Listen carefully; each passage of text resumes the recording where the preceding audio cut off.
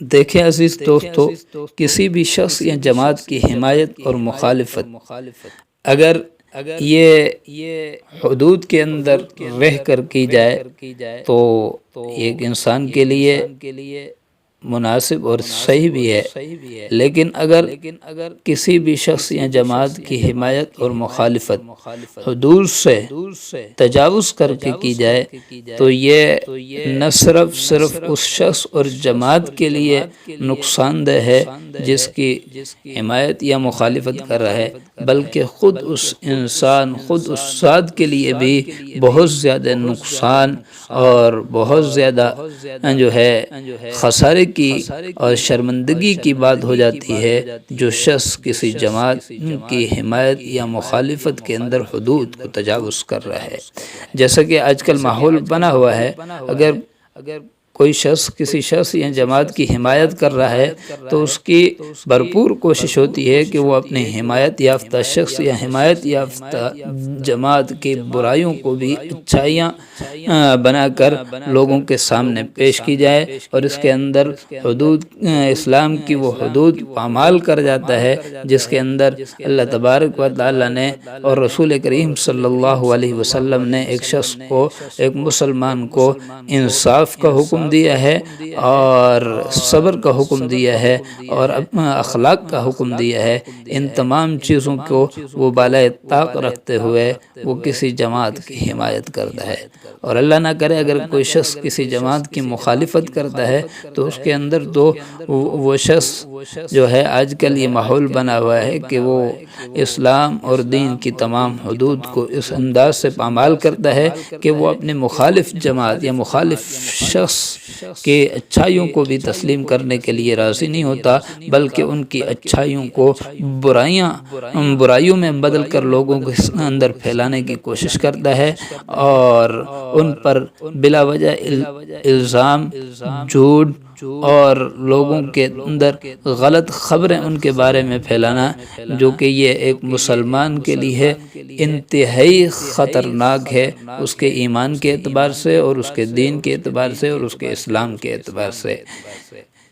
حضرت استاد محترم شیخ الاسلام حضرت مولانا مفتی محمد تقی عثمانی صاحب مدثرہم العالی اپنے والد گرامی حضرت مفتی اعظم پاکستان حضرت مولانا مفتی محمد شفیع صاحب رحمۃ اللہ تعالی علیہ کی سوانح میرے والد میرے شیخ کتاب کے اندر لکھتے ہیں کہ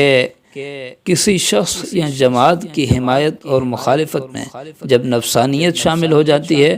تو نہ حمایت اپنی حدود پر قائم رہتی ہے نہ مخالفت، بلکہ ہوتا یہ ہے کہ جس شخص کی حمایت کرنی ہو اسے سراپا بے داغ اور جس کی مخالفت کرنی ہو اسے سراپا صحیح ثابت کرنے سے کم پر بات نہیں ہوتی۔ آج کل حمایت اور مخالفت میں اس قسم کے مظاہرے عام ہو چکے ہیں، بلکہ بسا اوقات یہ بھی ہوتا ہے کہ ایک شخص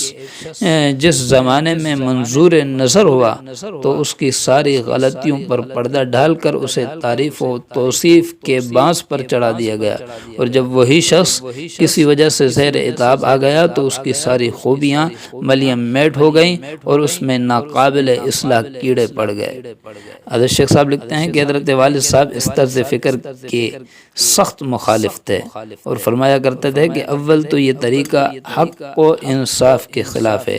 اس کے علاوہ اس حد سے گزری ہوئی حمایت اور مخالفت کے نتیجے میں بسا اوقات انسان کو دنیا ہی میں شرمندگی اٹھانا پڑتی ہے۔ حضرت شیخ صاحب فرماتے ہیں حضرت والد صاحب کی نگاہ میں دشمنوں اور مخالفین میں بھی اچھائیوں کو تلاش کر لیتی تھی اور ان کی خوبیوں کو برملا اظہار میں بھی آپ کو کبھی باک نہیں ہوا۔